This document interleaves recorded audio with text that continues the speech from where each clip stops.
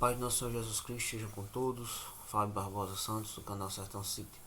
Queremos trazer aqui uma informação a respeito de um versículo muito comentado na Bíblia. Porém, muitas das vezes que a gente vê, as quais eu busquei uma explicação amparada na Bíblia, mas em profecia, e em algumas outras situações biblicamente falando, nós não encontramos uma resposta mais robusta. Então, baseado nas escrituras, baseado nas referências bíblicas, nós podemos trazer aqui algo mais para os irmãos. O vídeo vai ser um pouco extenso, mas os irmãos tenham paciência se é da vontade dos irmãos aprenderem. Então, como estava lá escrito em Mateus capítulo 21, que diz, e quando se aproximaram de Jerusalém e chegaram a Betfagé, ao Monte das Oliveiras, ouviu então Jesus dois discípulos dizendo: Ide à aldeia que está de frente de vós, e logo encontrareis um jumenta preso em um jumentinho, com ela desprendei-a e trazemos. E se alguém vos disser alguma coisa, direis que o Senhor precisa dele, e logo os enviará. Ora, tudo isso aconteceu para que se cumprisse o que foi dito pelo profeta, que diz: Dizei à filha de Sião, eis que o teu rei aí te vem, humilde e assentado sobre uma jumenta, e sobre um jumentinho, filho de animal de carga. Indo os discípulos, fazendo como Jesus lhe ordenara, trouxeram a jumenta e o jumentinho sobre eles, puseram as suas vestes, fizeram assentar em cima. Então esse é o momento que os irmãos sabem em que Jesus Cristo, como diz a epígrafe do texto na Bíblia, a entrada triunfal de Jesus em Jerusalém, e o momento em que ele é aclamado rei na Bíblia Sagrada. E quando nós falamos sobre esse assunto, sabemos que existe uma profecia a respeito de tal assunto, que ela encontra-se no livro de Zacarias, capítulo 9, versículo 9, que nós estaremos lendo ela. Existe também um conselho em Deuteronômio capítulo 17, 16, de obediência, que dá base a esse versículo. Existe o Salmo capítulo 20, versículo 7, que é para não confiar em cavalos. Existe o Provérbios 21, 31, novamente para não confiar em cavalos. E Salmo 45, 4, que o rei viria cavalgando, que seria outra profecia. Então, glória a Deus. A profecia de Zacarias 9, 9, ela diz algo muito substancial a respeito desse tema acontecido. Zacarias 9, 9, ele diz que alegra-te muito, ó filha de Sião, exulta, ó filha de Jerusalém, eis que o teu rei virá, justo e salvador, pobre, montado sobre um jumento, sobre um asninho, filho de jumenta. Glória a Deus. E em Deuteronômio capítulo 17, versículo 16, Deuteronômio 17, 16, glória a Deus, diz assim: Porém não multiplicará para si cavalos, nem fará voltar o povo ao Egito para multiplicar cavalos, pois o Senhor vos tem dito, nunca mais voltarei por este caminho. A Bíblia declara que esse foi uma das conversas de Deus com Moisés, e que foram escritas na Bíblia para que o povo do Egito, eles não multiplicassem o cavalo. Não era proibido terminantemente ter cavalo, mas Deus não queria que o povo multiplicasse esses animais, para que não viesse a colocar a sua fé e a sua força nesses animais, nos carros e nos cavaleiros. A tendência que existe no homem, no ser humano, é de atribuir glória e poder às criaturas criadas por Deus. E já existia um hábito de se fazer isso lá no Antigo Egito. Já existia um hábito de fazer dessa maneira entre os povos pagãos. Glória a Deus. É, alguns historiadores eles falam que a entrada e a criação dos cavalos no Egito eles vieram dos povos chamados os Ixos, que se estabeleceram no Egito vindo da Ásia, introduziram tecnologias militares, carros de cavalos e foram expulsos posteriormente quando estavam ficando muito perigosos, segundo Gordon Conwell na Bíblia de Arqueologia 114 e segundo Coleman M. Mockler. Esses povos com o seu trabalho junto aos cavalos e carros foram aproveitados. Eles eram semitas. Todos os povos eram do povo de Moisés, dos filhos de Sem, só que se espalharam pela terra e fizeram, depois posteriormente se transformaram também em inimigos de Deus.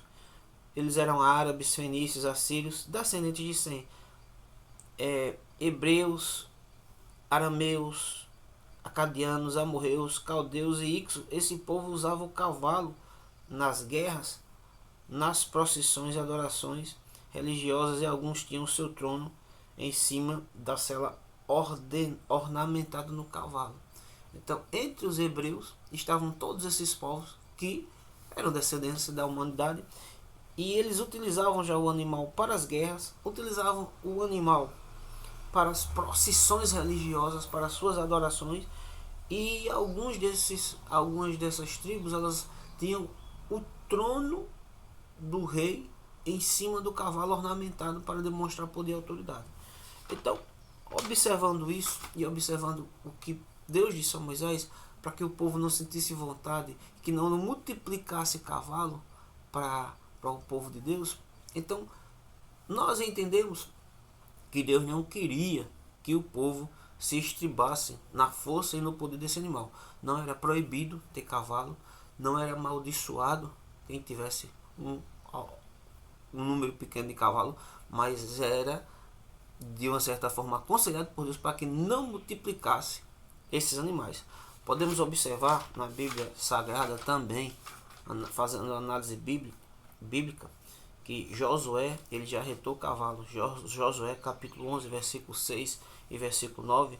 Josué, após uma grande batalha, a batalha de Merom, Josué ele já reta cavalos. Isso queria dizer, temos um vídeo no canal sobre isso, era fazer uma cirurgia, fazer um corte no tendão do cavalo, na jarreta, tipo joelho, e o cavalo ali não serviria mais para a guerra, de tão grande esse mandamento. Então Josué obedeceu a Deus dessa maneira, e Josué já retou cavalos.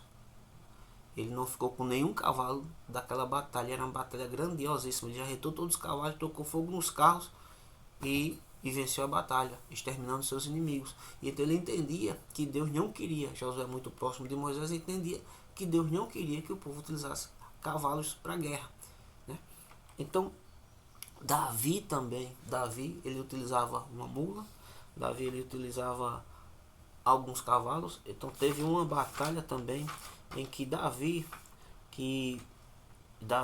ele também já retou cavalos. Então existiu um momento em que Davi teve uma batalha, teve vitória, e que Deus disse, ele já sabendo de tudo isso, ele já retou cavalos, mas ele ficou com alguns cavalos, com alguns carros, né?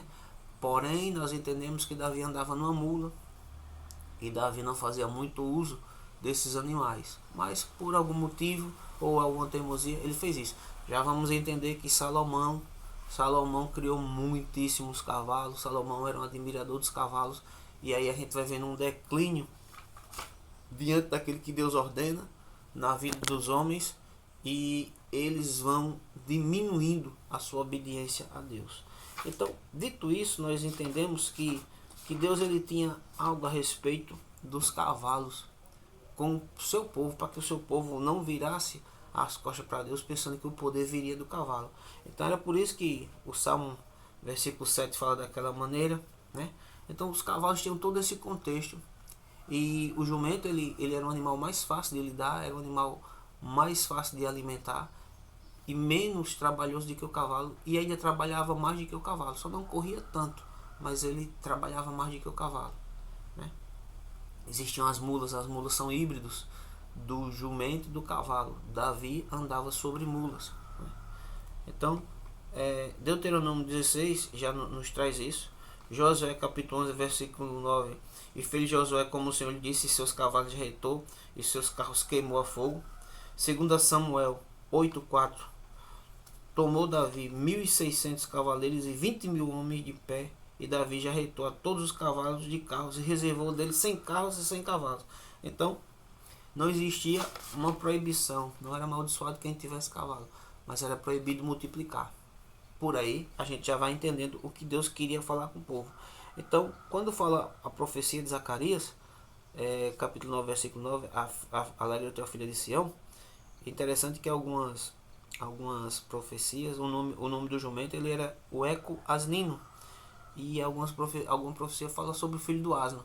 Então a gente tem que entender até o nome científico estaria ali na profecia, algo muito grandioso da parte de Deus, porque Deus é onisciente, onipresente, onipotente. Em todo o tempo do mundo, da humanidade, Deus é o mesmo Deus e tem todo o conhecimento, né? O jumento, jegue, asno, o jerico são o mesmo animal, né? O que é diferente é o burro, que é mula, ou o cavalo. Então são três animais parecidos, mas são três espécies diferentes. Glória a Jesus.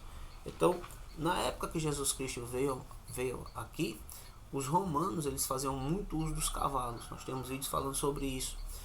E era algo de guerra, era algo muito caro. E os judeus já não estavam em servidão dos romanos. Então não era fácil também ter um jumento, apesar de que muitas famílias tinham.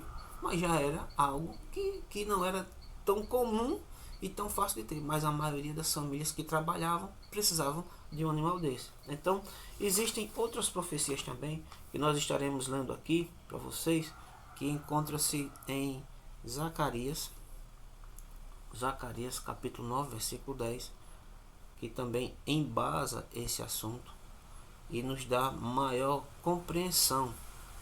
Alegra-te muito, ó filha de Sião, exulta, ó filha de Jerusalém, exulta, eis que o teu rei virá a ti, justo e salvador, pobre e montado sobre uma jumenta, sobre um arrinho, filho de jumenta. E o 10. E destruirei os carros de Efraim, os cavalos de Jerusalém, e o arco de guerra será destruído. E ele anunciará a paz às nações, e o seu domínio se estenderá de um mar a outro, e desde o rio até as extremidades da terra. Então Jesus Cristo, ele aqui nesse momento, ele ia destruir os cavalos, ia destruir os carros, ia vir montado em cima do cavalo? Não. Ele viria demonstrando o seu poder na humildade de um jumento, como um servo que ele era, trabalhador, para que estava trabalhando para que a humanidade recebesse salvação através do seu poder.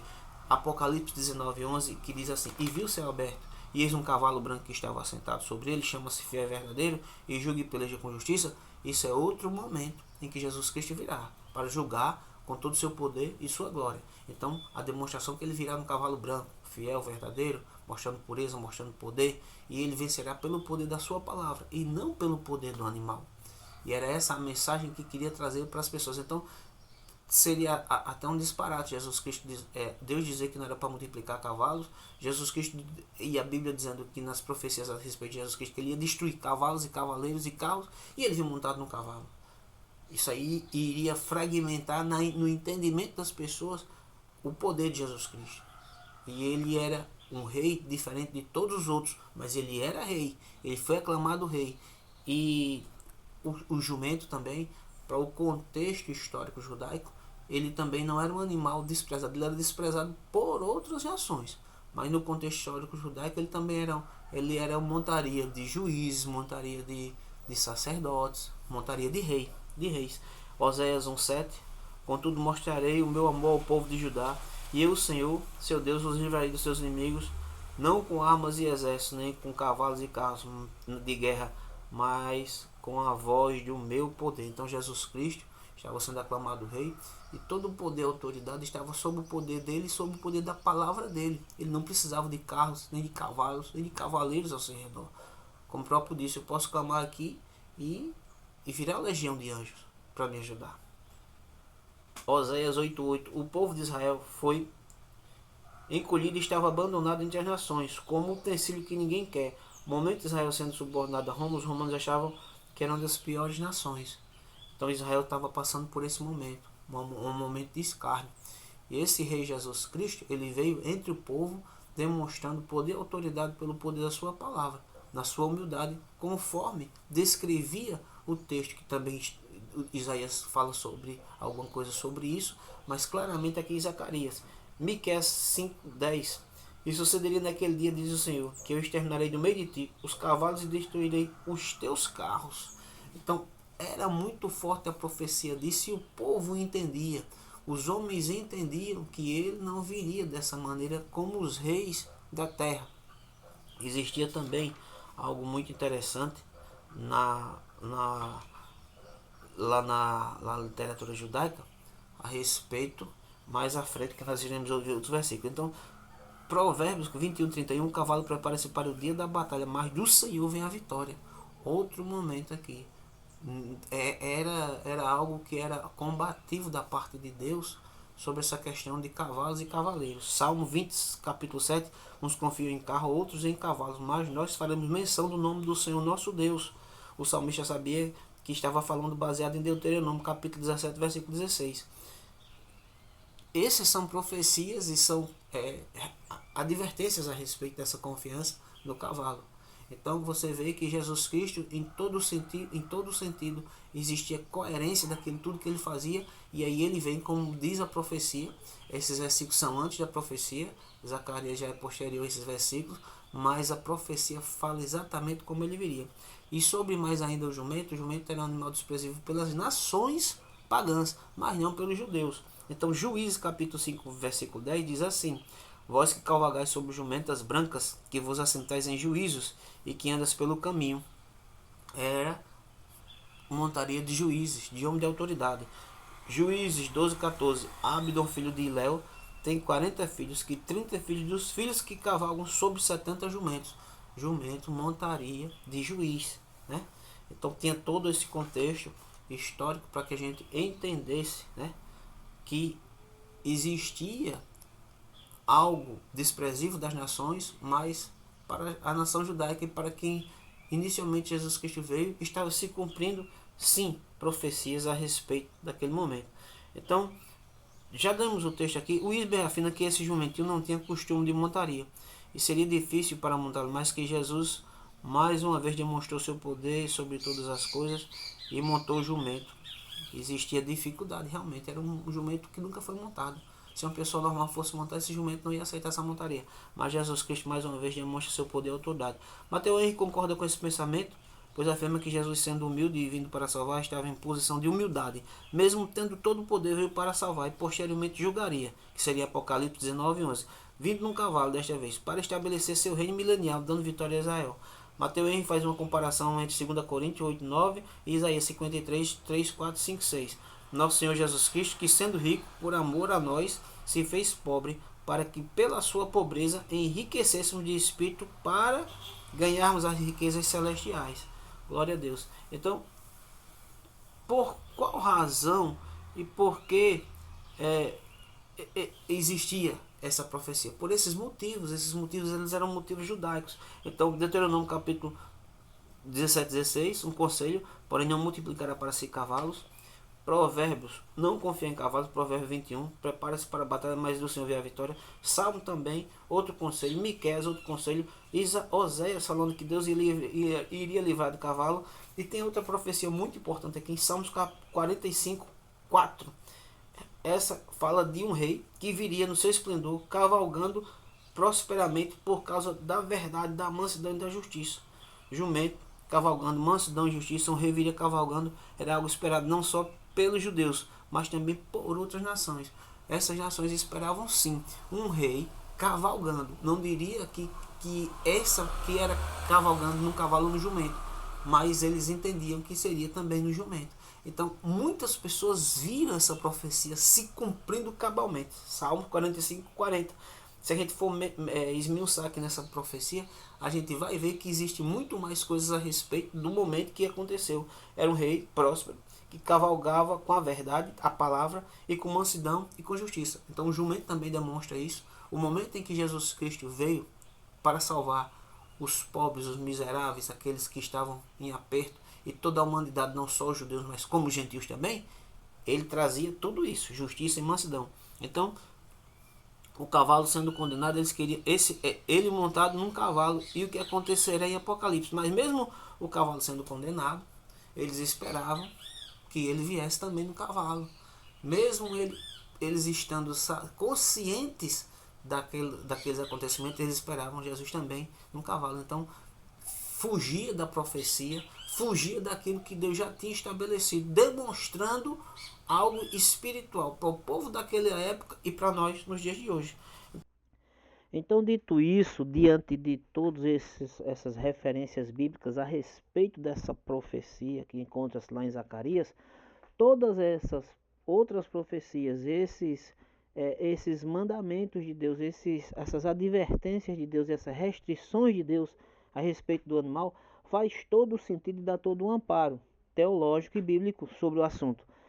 Outra circunstância também é Gênesis capítulo 49, versículo 10 e 11, que diz assim: O cetro não se apartará de Judá, nem o bastão de comando de seus descendentes, até que venha aquele a quem ele pertence, e a ele e as nações obedecerão. Ele amarrará o seu jumento a uma videira e o seu jumentinho ao ramo mais seleto. Lavará no vinho as suas roupas, no sangue das uvas as suas vestimentas.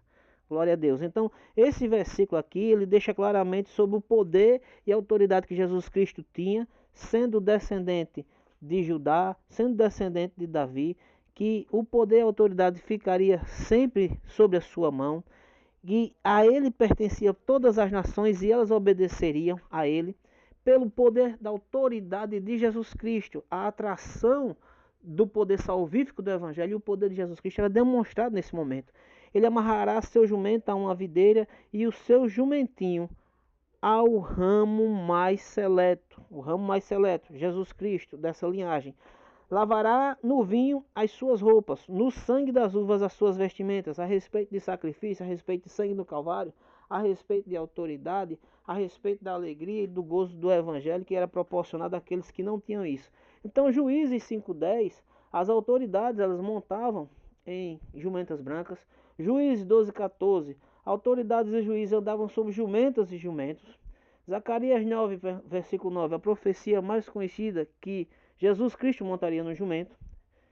E Mateus capítulo 21, versículo 1, Marcos capítulo 11, versículo 10, e Lucas capítulo 19, versículo 29, 39, e João capítulo 12, versículo 12 e 15, em todos esses momentos Jesus Cristo ordena a sua cerimônia de aclamação de rei, para que a profecia se cumprisse cabalmente.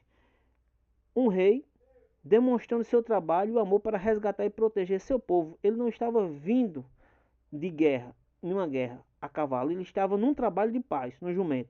Com sua autoridade estava resgatando os perdidos deixando os fundamentos de salvação num jumento, para quando ele vier num cavalo, em Apocalipse 19:11, ele julgue os teimosos e desobedientes do seu povo, judeu, dos que não eram judeus, gentios e todas as nações. Não pense que humildade e amor incondicional serão para todo tempo. Os judeus estão pagando um preço, o mundo está pagando um preço por não aceitar essa bondade, e todos aqueles que não aceitaram Jesus irão pagar um preço alto, pois não verão mais um rei num jumentinho, e sim num cavalo, numa missão de guerra e não mais de paz. E me diga onde tem um justo que não foi justificado no sangue do rei Jesus. Depois de tudo dele, lemos que Jesus não iria montar um cavalo, para que não se falasse naquele momento que sua força tinha a ver com o cavalo. Ele monta no jumentinho para mostrar que o poder vem dele, a força vem dele, todo o poder e autoridade através da sua palavra. Deus abençoe a todos.